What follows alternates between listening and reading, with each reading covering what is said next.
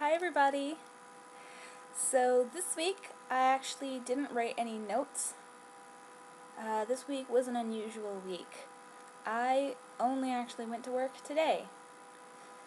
Because it was such an impromptu vacation, I didn't have time to plan anything. But I've been keeping busy. It's festival season here in Japan. That's how it is this time of the summer. So at the beginning of this week, and I think this whole week, something called the Bon Festival, B-O-N. Bon or Obon. The O just being honorific. And it actually reminds me a little bit of Day of the Dead, because they sort of believe that the ancestors' spirits come back home, so it's a homecoming day. There were a lot of people in the village who don't live here anymore. So it's a homecoming day, and they put not torches, but they put lanterns or lights outside of their door so that the ancestor spirits can find them. And then, of course, this is a generally big party. And Japanese parties always involve alcohol, which is something very uncomfortable for me because, for example, I was there in front of everyone in the village, including all the old people and my students.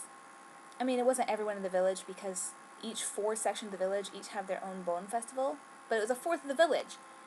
And I'm there in front of my students, and people kept offering to buy me beer. And I was like, no. First of all, I don't love beer.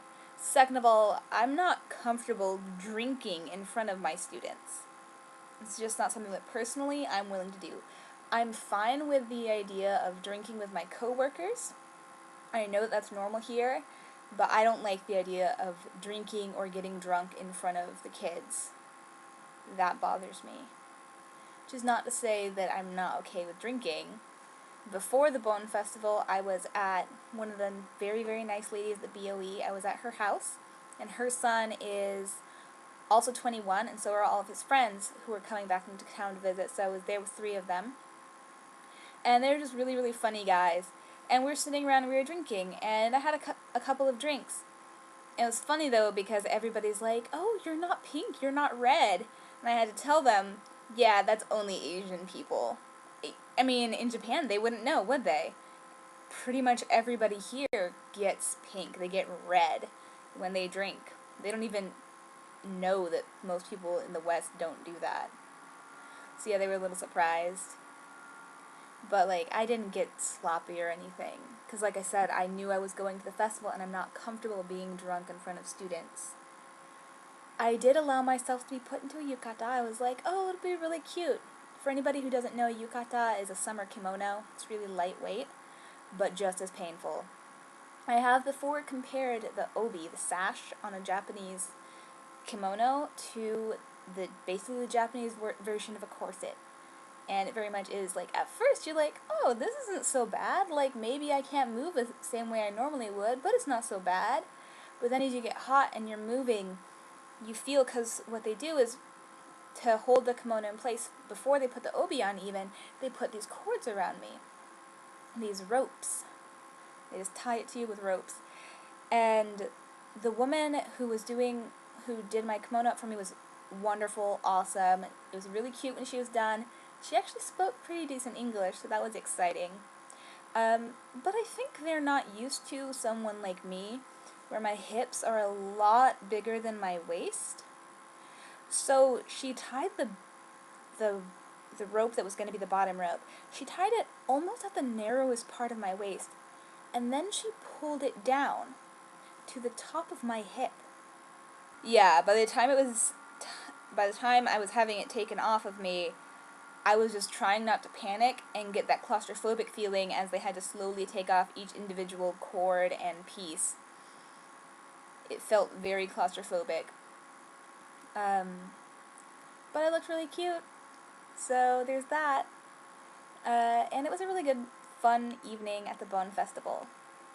I got to learn some traditional dances, which basically are everybody walking in a circle, kind of doing the grapevine and clapping. It's basically how it goes. But the woman, actually I borrowed that kimono from the woman whose house I was at. I helped her prepare some cabbage for the okonomiyaki, which I don't like. And her son I actually knew all of the dances impeccably. So whenever I was dancing, I would just watch what he was doing to figure out what it was supposed to be, because half the people were as lost as I was, and I'm like, you guys do this every year, you don't have an excuse. At least I'm new here. We don't do this where I am from. I kind of surprised everybody though, because they do fireworks here a lot.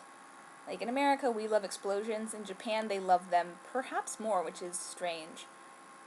Because then the next night, I went to the summer festival in the town just south of me, and they had so many beautiful, awesome fireworks.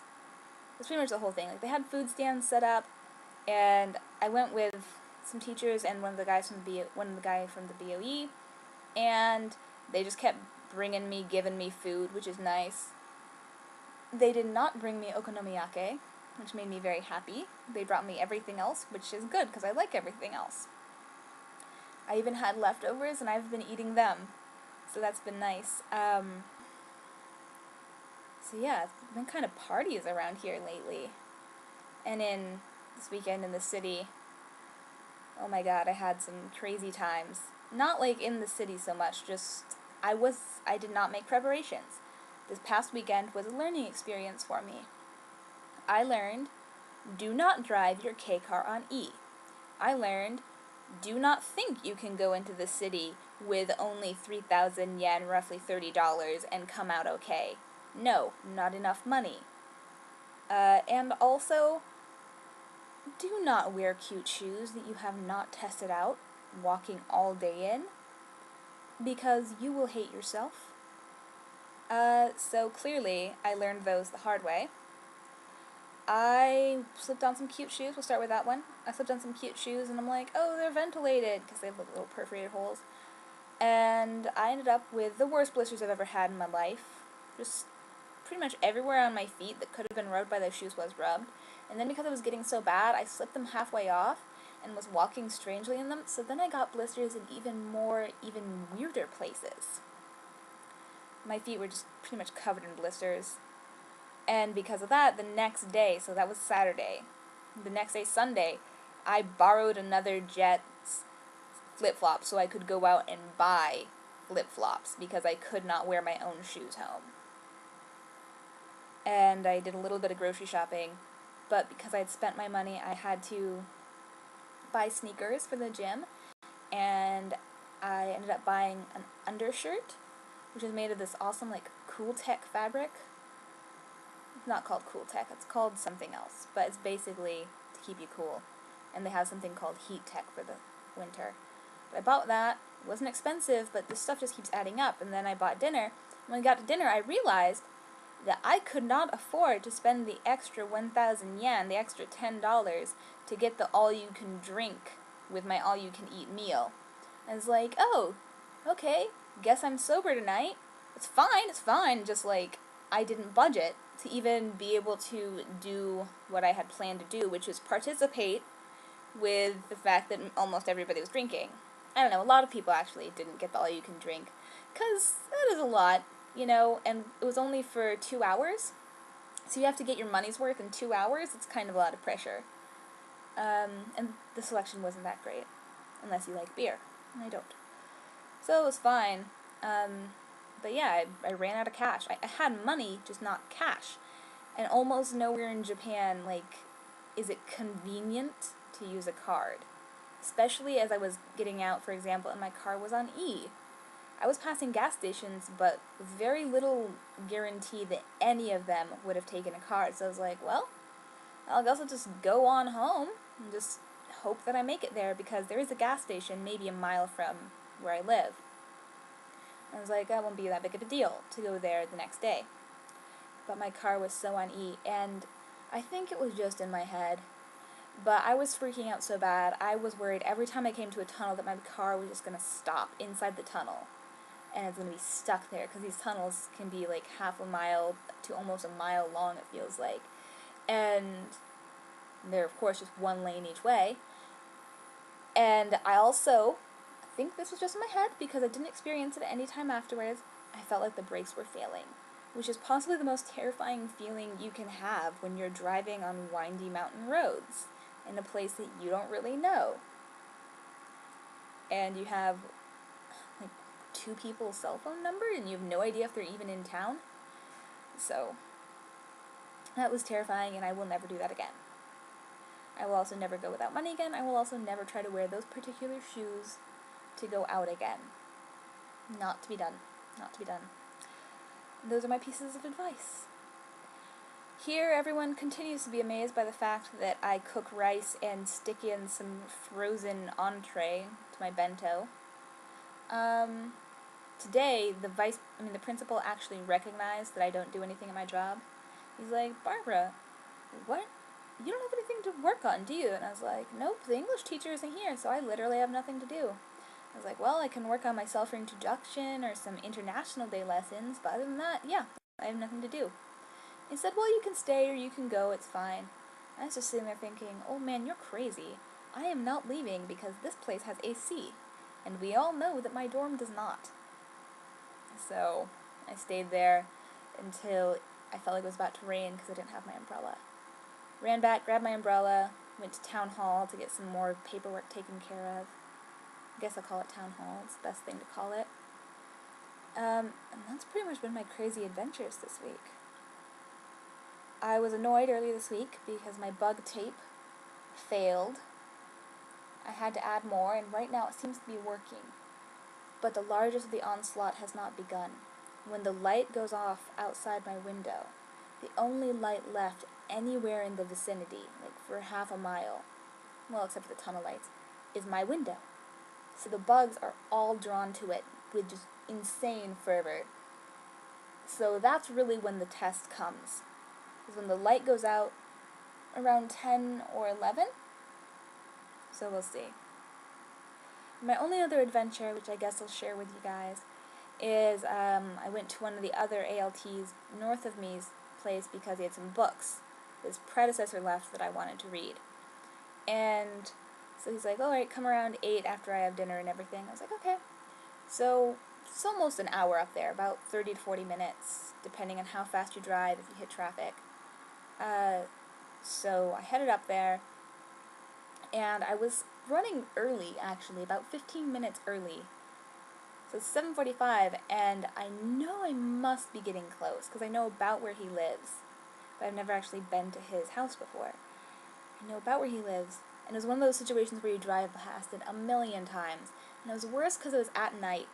And what happened was, he gave me directions coming from the other side, and I had known that might be a possibility, but what I hadn't foreseen is that there was actually a huge wall on the side of the road that I was on, preventing me from looking past it and seeing that the building was right there. So by the time I could have possibly seen the building, I would have been past it anyway.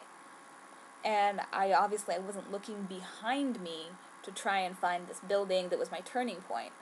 So it took me approximately forever, and I turned down some random road, and at one point when I turned around, I accidentally got on going the wrong way on the road, but nobody was around, and I realized it pretty quickly. But that was embarrassing, even though nobody was there. And nobody would have known if I hadn't told you, but that's fine. So yeah, life is kind of going normally here. Kind of settling in. Everything's going fine. Looking forward to my paycheck, because my activities are a little limited until then. Not to say I'm not having fun, especially because people are treating me so often still. But, yeah. I don't know, it's just, this is my life. It's getting there. It's getting to the this is my life situation. There's still shocks. There's still surprising things. But for example, when I was hanging out with that guy who's my same age and his friends, I didn't understand everything that was happening. But I'd already had my little breakdown, and I was better equipped to handle it. And I didn't understand everything that was happening at the festival, and it was okay. I can handle it now. So I'm feeling a lot better, a lot more confident about that. In my ability to, even if I don't understand it, laugh it off and be patient with myself. Because I can't understand everything at once. So, I think that's it for now.